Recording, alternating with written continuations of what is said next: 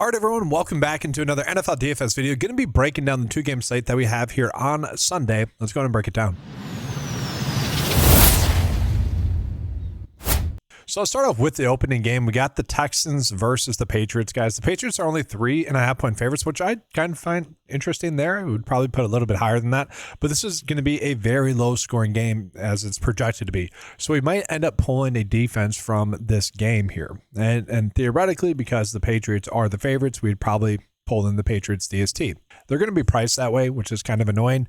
And then we look at the Texans, guys. They're going to be without Nico Collins in this game, which is pretty darn interesting in regards to it only being a 3-point spread. We look at the second game, guys. This is a 4-point spread in favor of the Rams. And then we look at the game total, a pretty high scoring game, 48.5 total points. So it could end up being cold and snowy there, but overall, Vegas does not think that that's going to make an impact on the game really at all. And so let's go ahead and take a peek at the quarterbacks on this slate, guys. I do think it's kind of simple, kind of like the Saturday slate. We're just paying up for the top quarterback play and just not dealing with the nuanced stuff. Sure, could other quarterbacks get there? They could. I mean, you got Drake May, who played a pretty good game against the Chargers DST, who is one of the better defenses in the league, and especially in terms of stopping opposing quarterbacks from having big games. And we did see Drake May somewhat struggle in that game, but still ended up with 19.3 DFS points.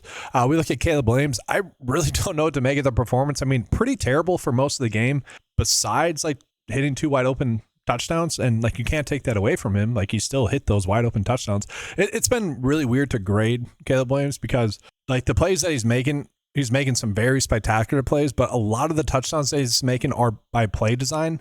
And it's kind of like when Jared Goff was going off with the Lions. It's like, yeah, he's playing great, but also the plays are there to be made that are great, if that makes sense. Like the 2 touchdowns that he had there were wide open touchdowns. And I'm not saying he can't do that again in this game. It's just like at some point, the stuff that we're seeing on film is going to show up in the box score, and so it's just very tough to like tell you guys with confidence that he's going to go off. Now, should we have exposure to him? Sure, we should. But if we're talking about like a single entry type build, yeah, Matthew Stafford priced $500 more is much more appealing than Caleb Williams at 6.1, then Drake May at 6.3. Okay. Then we look at CJ Stroud.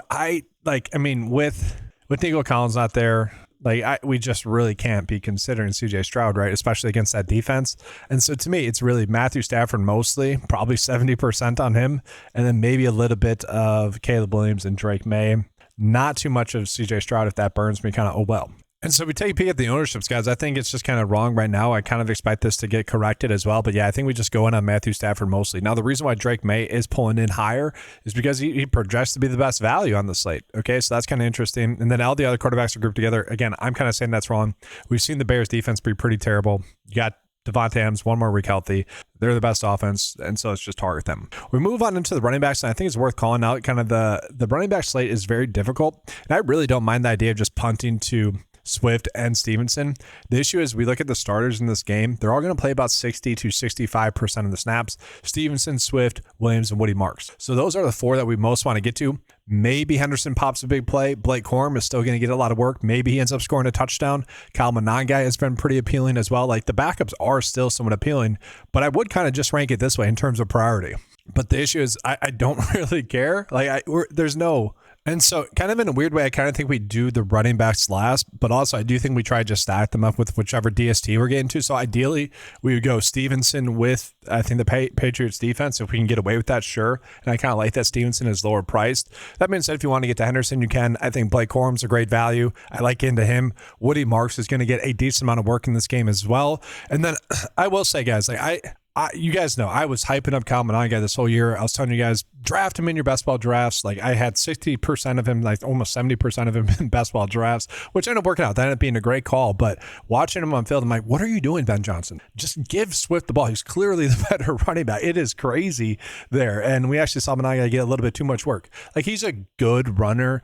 And I do think that there's a little bit of style versus coaching going on there, where Kyle Monangai is being coached a little bit out of his style of running back play, which does happen in the NFL. You see that where you might see a running back run into a hole instead of like where an open space in the field was, which kind of seems what's happening with Monangai there. And maybe that's part of it, where he's just doing what the coach asked. But I mean, my goodness, Swift has clearly been the better running back this year. And so I'd much rather get to him. And then Kyron Williams, he does have a decent chance to end up scoring a touchdown. Like if there's going to be a running back that scores a touchdown on this slate, it's going to be Kyron Williams. But you guys will see, receiver wise, I'm trying to load up on the LA Rams receivers. And because of that, Kyron Williams, and even Blake Corum to that matter, become harder to click on. So guys, from there, again, I do kind of just think we're going to be loading up on both Puka and also Devontae Adams. I do think it's worth calling out. We did see them run out majority of the time 11 personnel. We did see 32%, 13 personnel. So 3 tight end sets, 32% of the time. I was kind of wondering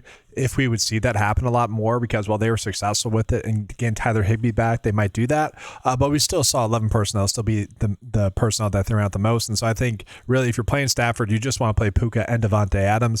And then from there, it is really trying to figure out what to do after that. Dunze had a bunch of air yards in last week's games. Just really, I mean, the plays weren't there for him. They just weren't. DJ Moore ended up catching that really wide open touchdown at the end of the game, which was kind of the difference between having a very big game and having a modest game. Like he didn't have a terrible game if you take away that big play, but it's kind of weird. Again, with Ben Johnson, it's kind of weird, right? That's by design, right? That's how good of a play caller he is. At the same time, I mean, it's the NFL. That should not be happening. And that's going to be the Miami Dolphins head coach, the defensive coordinator for the Packers. We'll see. Like, it's weird. But I do like if I want to get to a Bears receiver, it would be DJ Moore. But really, if we're getting to a Bears receiver, we're just going to get to Colson Loveland. I was really wondering what his role would be with Rome Odunze off the field. And now I just think we're just loading up on Colson Loveland. Continues to look great. Okay. He was my favorite tight end in the draft, and he's kind of proving as to why now.